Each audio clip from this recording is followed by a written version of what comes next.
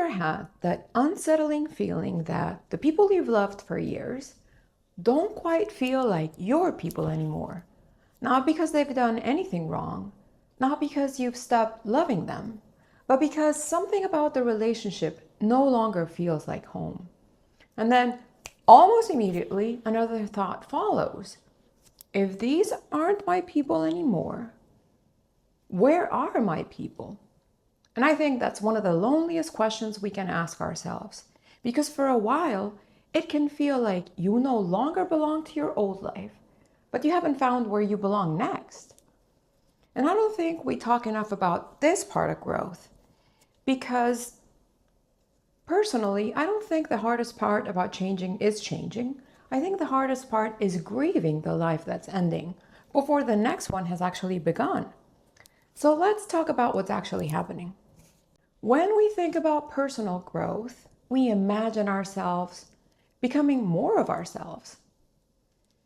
What we rarely imagine is grieving, not because someone betrayed us, not because our friends are bad people, and usually they are still wonderful people. They still care about us.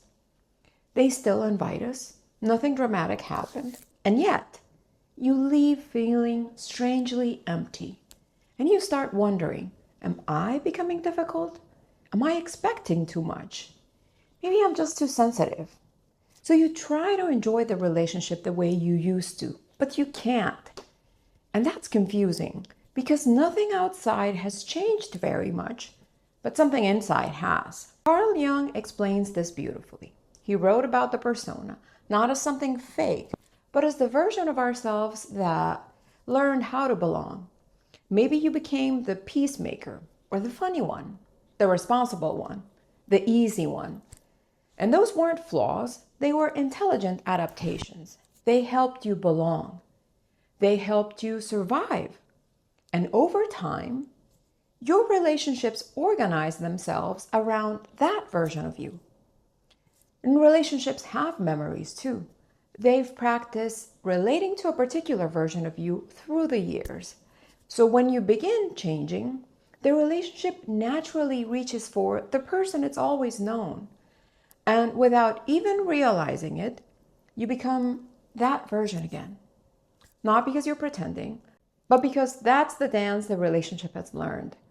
And somewhere inside, another part of you quietly disappears. And it's impossible to feel deeply known while you're hiding at the same time. But I don't think that loneliness is actually the deepest fear. I think the deep fear is this. If I'm no longer this version of myself, who will love the person that I'm becoming? Because your old identity had a place. It knew where it belonged. It had people. But the parts of you that are only just beginning to have a voice don't know where they belong yet. So it's kind of like they're standing between worlds, not fully in the old one anymore, but not yet in the new one. And that's an incredibly vulnerable place to be. And this is one of the reasons I use astrology in my work. Not because I believe your birth chart can predict your friendships. I'm asking a different question. My question is, what did belonging require from you? That's the question I'm trying to answer. Did belonging require you to stay quiet? To be responsible? To keep the peace? Or take care of everyone else? That's where I become curious about placements like the moon, the IC, the 4th house, 7th house, 11th house. And not because the placements tell me who you are, but because they often reveal the emotional environment your nervous system first adapted to. So the chart isn't the destination, it's the map.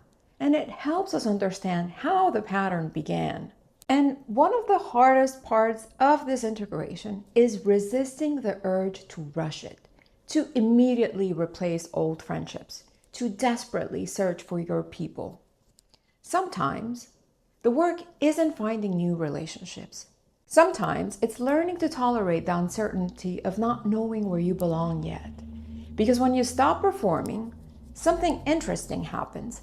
Some relationships deepen, some gently fall away. And sometimes new people begin entering your life. Not because you finally found them, but because they could finally find you, the version of you that no longer needs to disappear in order to belong. If you're in this season, I want you to know something. Every meaningful transformation has a season where your old life no longer fits, before your new life feels like home. That space is uncomfortable. Sometimes it's lonely. Sometimes it's frightening. But it doesn't mean that you've taken a wrong turn. It means you're becoming someone your old life could no longer hold. And if you'd like to understand the unconscious patterns that shape the identity you've been carrying and how your birth chart can help you uncover them, that's exactly what we explore together in the Unconscious Patterns reading. Because the chart helps us locate the pattern, Jungian psychology helps us understand it, and integration helps us slowly become free enough to stop living it. So I'll leave you with one question. What did belonging require from you?